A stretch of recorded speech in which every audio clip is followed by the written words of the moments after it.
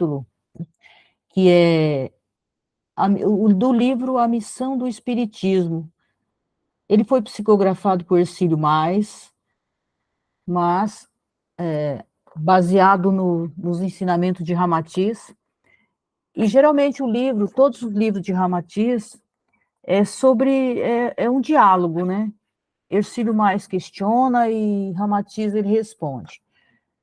E ainda esse capítulo nós vamos fazer uns 2 estudos mais para frente, para poder terminá-lo, porque ele é muito interessante, ele é muito importante para nós.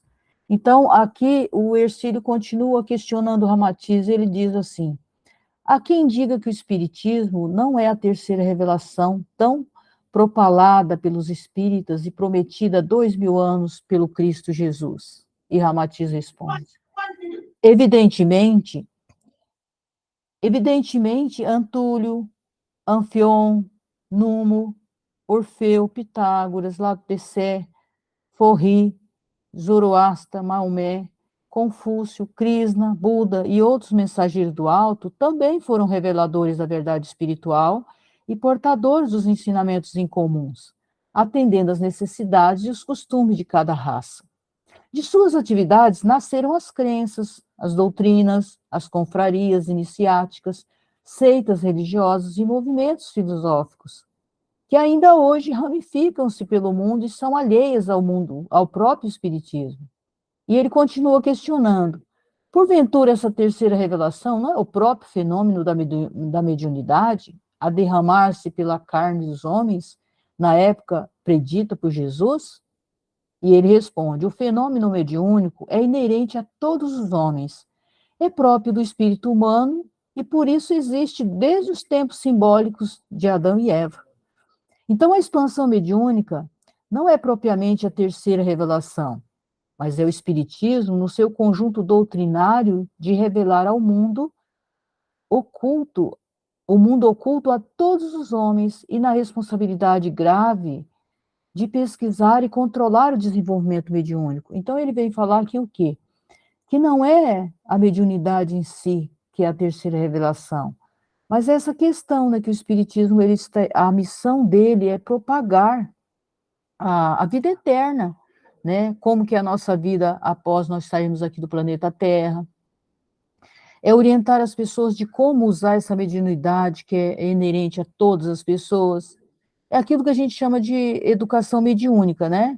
Que existe nas casas espíritas, por exemplo. É onde a gente precisa aprender a lidar com esse fenômeno que todos possuímos, mas que se nós não soubermos controlar tudo isso, isso pode ser um desastre na nossa vida.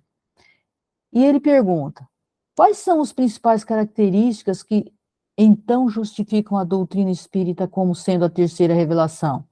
E Ramatiz responde: o espiritismo é realmente a terceira revelação, porque a sua mensagem mediúnica do alto, embora assemelhe-se ao procedimento dos demais reveladores, instrutores religiosos, ela distingue-se excepcionalmente pela incumbência de proceder a uma transformação radical do espírito da humanidade. Assim como também já aconteceu às 2 anteriores revelações, que foi a de Moisés e a segunda foi a de Jesus.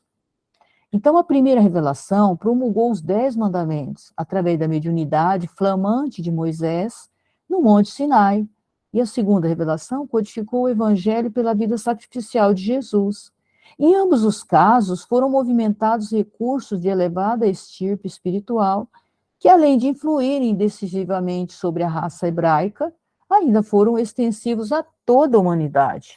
Então, aqui ele fala, né, qual a primeira revelação foi os 10 mandamentos trazidos por Moisés, a segunda foi o evangelho que Jesus nos trouxe, e a terceira é a mensagem espírita, que vem trazer a revelação da reencarnação, né, da vida após morte, que nós somos seres imortais.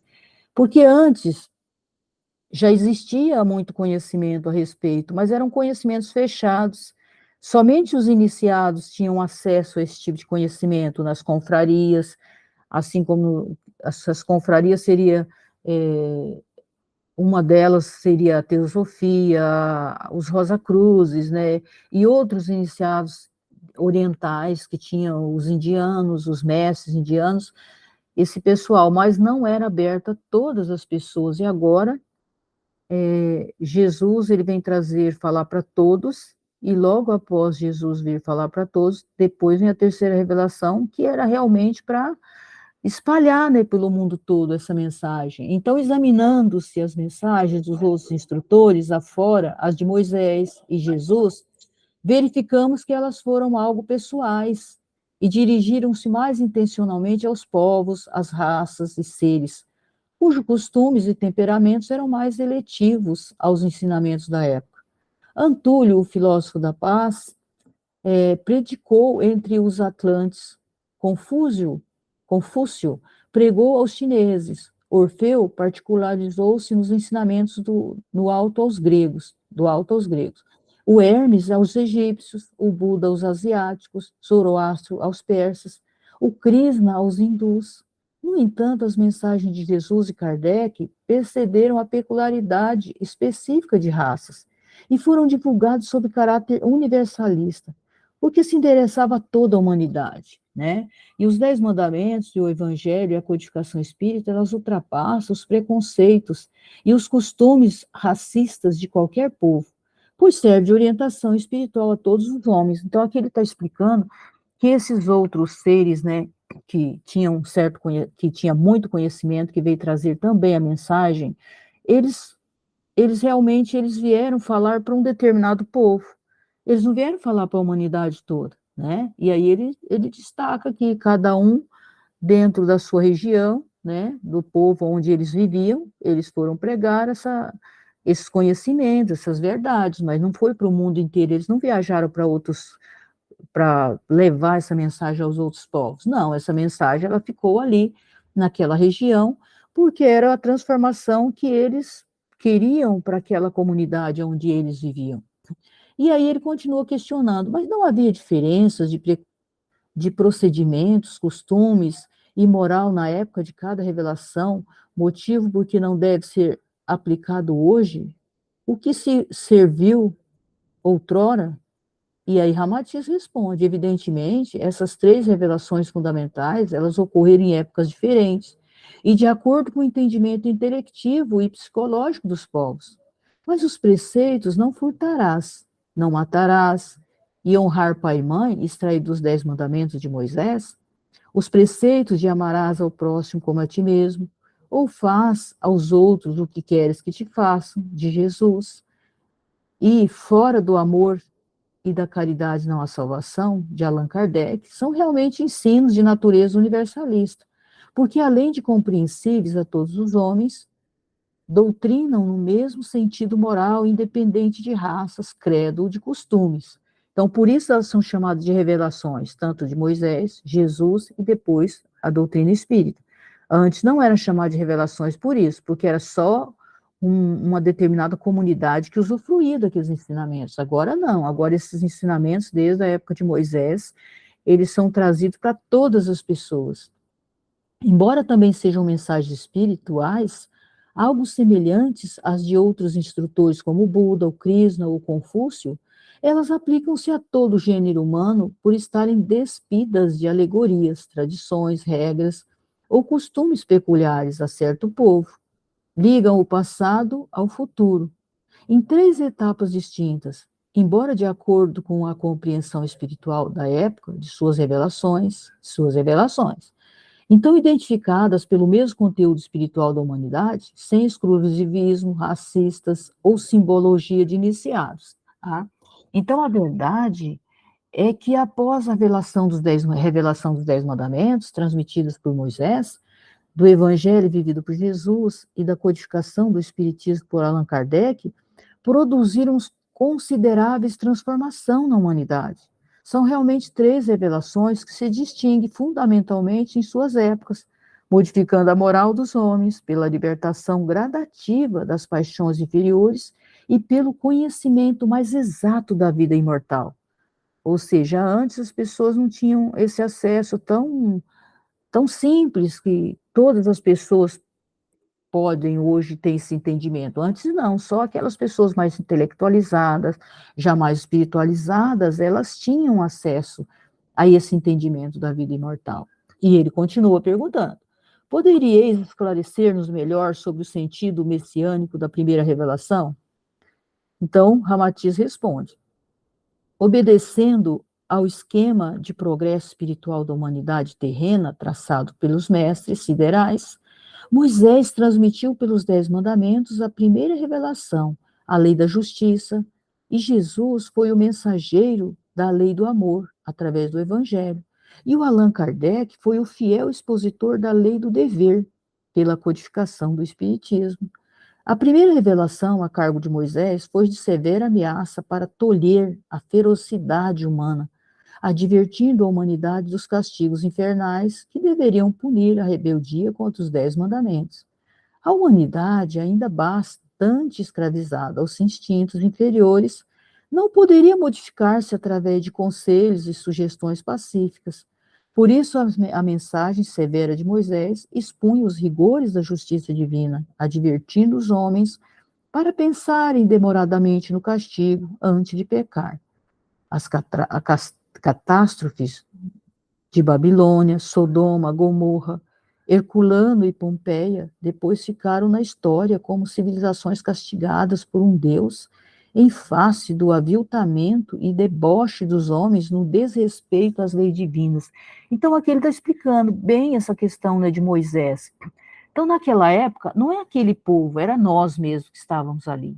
Nós ainda éramos tão animalizados, tão primitivos, que se não fosse através de ameaça do castigo, nós jamais começaríamos a nossa transformação, né?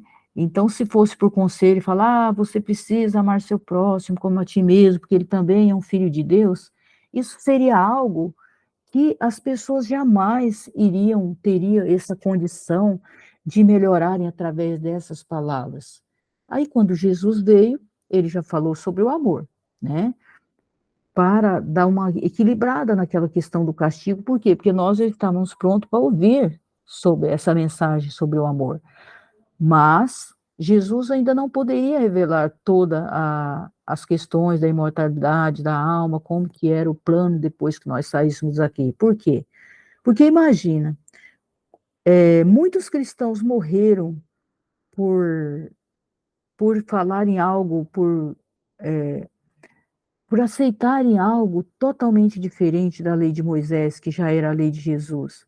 Imagina se Jesus falasse na imortalidade da alma, na vida após a morte, as pessoas jamais aceitariam os ensinamentos dele. Então tinha que ter um meio termo, porque nós ainda não estávamos preparados.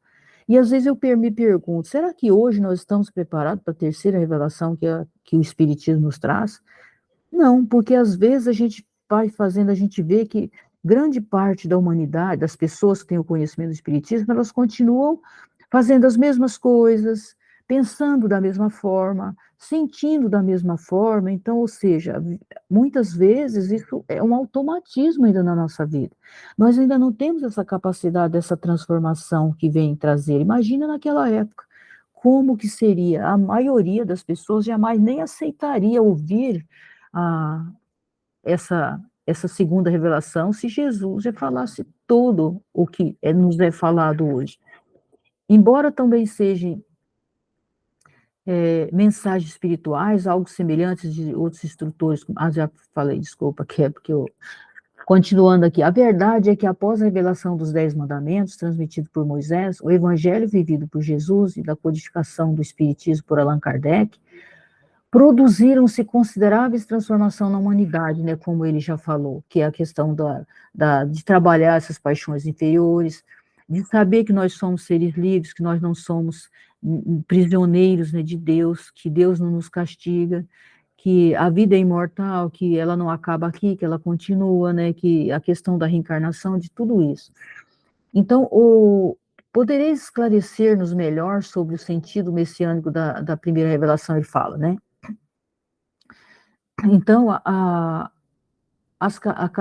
daí ele fala, né, sobre as catástrofes, né, das cidades, que as pessoas, elas olharam para essa destruição dessas cidades como se fosse um castigo de Deus, aquele que havia sido pregado lá por Moisés. Ainda tem alguns vídeos na internet que a gente acha algumas pessoas que vão pesquisar lá nessas cidades que foram destruídas, e eles mostram alguns escombros, né, como que ela foi totalmente, que não sobrou pedra sobre pedra, as pedras estão todas espalhadas, praticamente não sobraram nenhuma parede, né, para contar a história da cidade. E aí ele diz, e qual é o sentido exato da segunda revelação? E a segunda revelação nós já sabemos, né, que é a vinda de Jesus. E Ramatiz pergunta, sem dúvida, cada revelação identifica-se num sentido educativo do espírito do homem e no modo de conduzi-lo à realidade da vida eterna. A primeira revelação foi um imperativo para o céu, ou seja, veio prometer que existia um lugar melhor do que esse que a gente vivia, através do temor e da ameaça. A segunda revelação foi um convite celestial, olha a diferença, né? Já foi um convite, Jesus já veio nos convidar para o reino que esperava por nós, sob a insígnia da renúncia e do amor, ou seja, se eu renunciar a mim mesma, e se eu vivenciar o amor ao meu próximo, esse era um convite que Jesus fez, que eu estaria no reino dos céus. E a terceira revelação é o despertamento mental para que o homem alcance o Éden na construção do seu destino. Ou seja, aí a terceira revelação, através do Espiritismo, já vem nos dizer que nós precisamos praticar a caridade, nós precisamos nos transformar, né, mentalmente, espiritualmente, para que nós possamos alcançar esse Éden. No entanto, a segunda revelação, por intermédio de Jesus de Nazaré, fez vibrar ainda mais os espíritos encarnados que em vidas anteriores já haviam admitido, né, na época de Moisés, já havia admitido seriamente as regras dos 10 mandamentos da primeira revelação de Moisés. Jesus comunicou à humanidade nova expressão divina, substituindo Jeová, Deus irracível, guerreiro e vingativo, pela concepção agradável de pai, magnânimo, doador de graça e providências que deveriam aliviar os enfermos, proteger os pobres e compensar os injustiçados.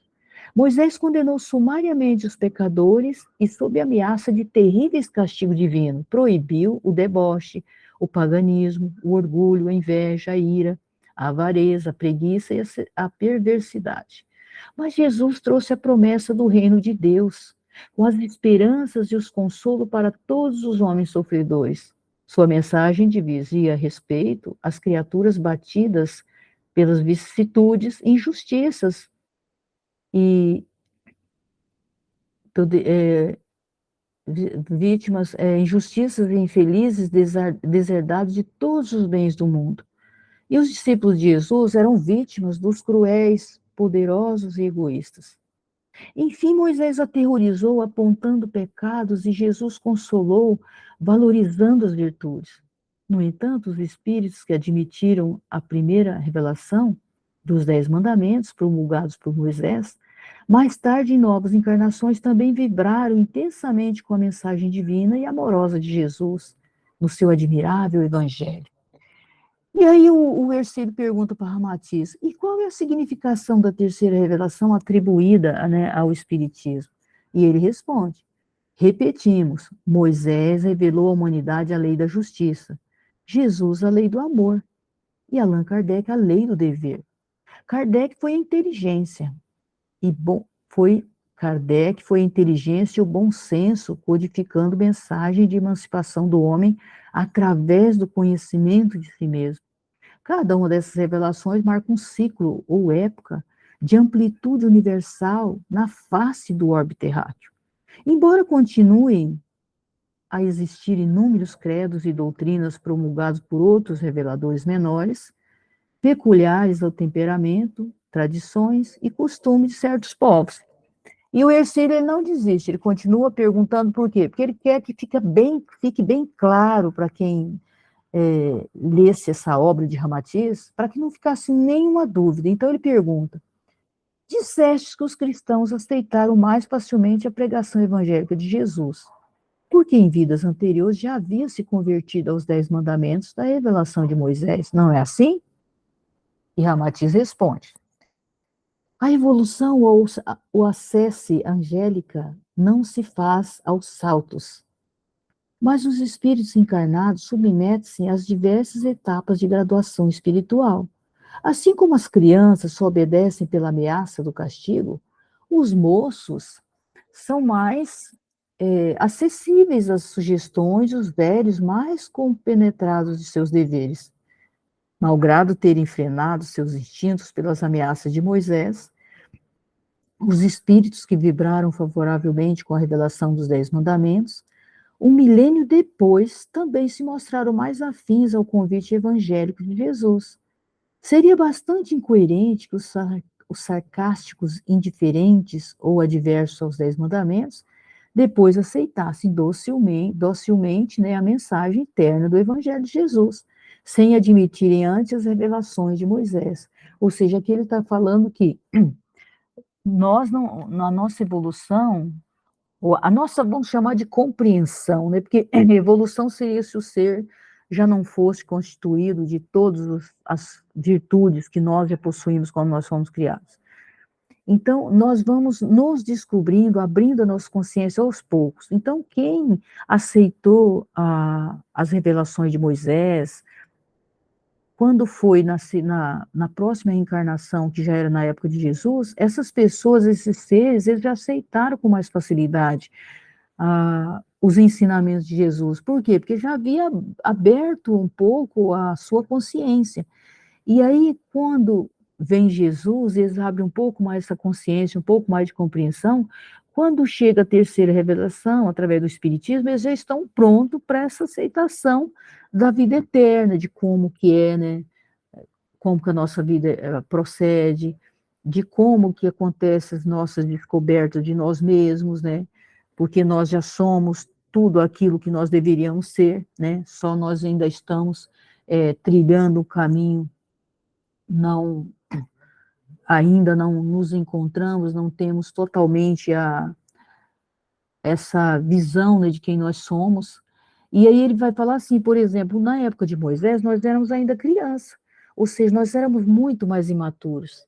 Então, a criança, se não for através do, botar ela lá no banquinho do pensamento, lá no cantinho, se não for através de, de, é, de ameaçar, né, de algumas coisas, de tirar algumas coisas que elas gostam, elas não modificam as atitudes delas. Mas o jovem, ele já aceita alguns conselhos nossos. E aí, depois que já está lá na questão da maturidade, né, que ele fala que os velhos, né, mas seria a nossa maturidade, aí já aceita de bom grado, né, a não ser que quando a gente é muito cabeçudo, né, que a gente não, que não importa, fala, não, eu nunca vou mudar de ideia, porque desde que eu nasci eu sou assim e vou ficar assim até morrer, né? Mas geralmente as pessoas já têm mais maturidade, né? Ele está falando aqui na questão da velhice no sentido de vivência, né? Não do ser que era criança, ficou jovem, depois envelheceu, não, ele está falando espiritualmente, né? Isso, ele está falando do espírito. E aí ele continua perguntando, mas por que os homens ainda se odeiam e se matam, apesar das extraordinárias revelações de Moisés, de Jesus, de Kardec? Ou seja, nós já tivemos 3 revelações, e até hoje os seres ainda se matam, se odeiam, né? Não houve um progresso nessas 3 etapas revelativas? E Ramatiz responde, trata-se de almas primárias, cuja sensibilidade psíquica ainda é insuficiente para vibrar com os ensinamentos avançados do alto. Elas ainda predominam na Terra com o seu tipo inferior e reencarnam-se quase inconscientes de sua condição espiritual, pois vivem na crosta sob os impulsos instintivos e desejos incontrolados. Ademais, à medida que se despedem da Terra, os espíritos promovidos para habitar em outros planos superiores, logo são substituídos por novas camadas de almas primárias. Assim como nas escolas do mundo, os alunos graduados para o ginásio deixam suas vagas a outros candidatos incipientes. Por isso, quando chega a fase seletiva de fim de tempos, em cada orbe habitado, os espíritos relapsos ou alunos atrasados à esquerda do Cristo são removidos para outro mundo escolar primário, onde se repete as lições anteriormente negligenciadas. Nem todos os homens sentirão o convite do alto através das 3 revelações espirituais tão importantes, Moisés proibiu intempestivamente o uso e o ato das coisas prejudiciais ao espírito, enquanto Jesus mostrava a transitoriedade das glórias do mundo, louvando o amor, a renúncia, a pobreza, a vicissitude, o perdão e o sofrimento como condições favoráveis para a redenção do pecado humano e o ingresso do ser no paraíso. E, finalmente, o Kardec revelou pela codificação espírita as noções do dever do espírito para consigo mesmo, né? Encontrando os melhores cooperadores entre aqueles mesmos seres que haviam obedecido à mensagem de Moisés e acolhido ao labor evangélico do Cristo Jesus. Então, essas mesmas pessoas, elas vêm sendo preparadas, né, ao longo dos tempos, através de várias encarnações, para que nessa época agora, elas já estejam despertas.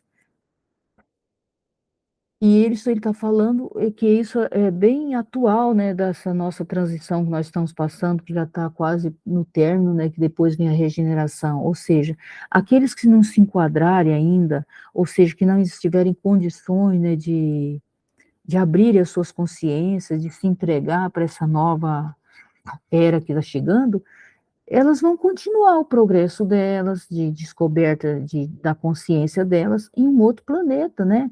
Que tem a mesma capacidade do planeta Terra de quando nós chegamos aqui, né? Então, elas não vão parar o progresso delas, elas vão continuar, só que num outro lugar. Por quê? Porque essa energia aqui do planeta Terra já não condiz mais com a realidade delas. Elas mesmas já não vão mais suportar viver, né, nessa energia nova que nós temos aqui. Então, é questão de afinidade, né? Quantas pessoas hoje passam mal, já não tem mais vontade de viver, por quê? Porque já está se desconectando muitas vezes dessa energia que está difícil já de suportar, né? Porque já a mudança já está acontecendo, nós todos estamos sentindo, né, já a diferença, né, das coisas e outras coisas, né, também que vêm junto com tudo isso. Então ele diz assim: quereis dizer que os espíritas atuais, em sua maioria, são realmente egressos do cristianismo? E ele diz: a maior parte dos atuais líderes e trabalhadores do Espiritismo também obedeceram às normas dos 10 mandamentos da primeira revelação, frenando os instintos inferiores. Mais tarde, pacificaram essas paixões, iniciando o desenvolvimento de algumas virtudes louváveis sob a égide do Evangelho de Jesus. E atualmente, esse conjunto de almas sensíveis às duas primeiras revelações também convive no seio do Espiritismo, desenvolvendo o autoconhecimento e divulgando-lhes os preceitos sensatos e dignos.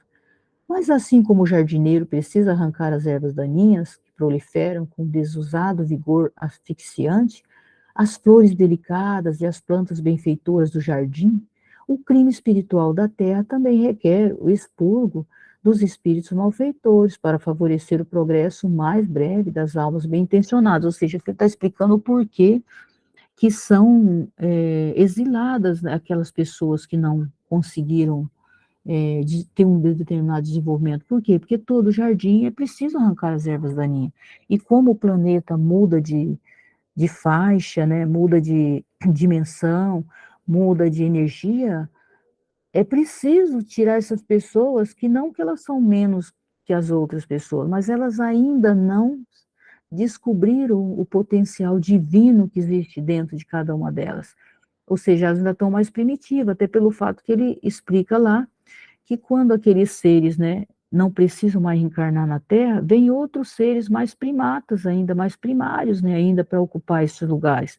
E esses seres ainda não têm condições de observar, né, de entender certas coisas, de sentir ainda certas coisas. Isso é uma coisa normal.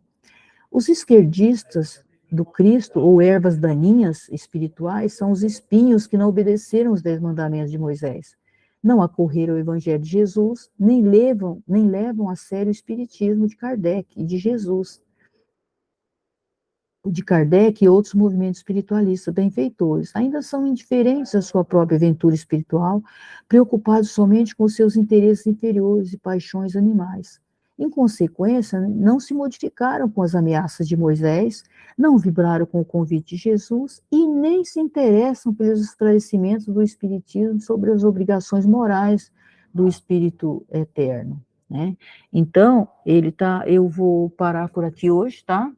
Eu agradeço a todos e agora fica aberto para as pessoas que quiserem comentar, né, agregar algo a mais nesse estudo de hoje, ou se fizer algum questionamento, se eu tiver condições, responderei, se não, vou estudar junto com vocês, tá? E muito obrigada por hoje, tá, Alessandra?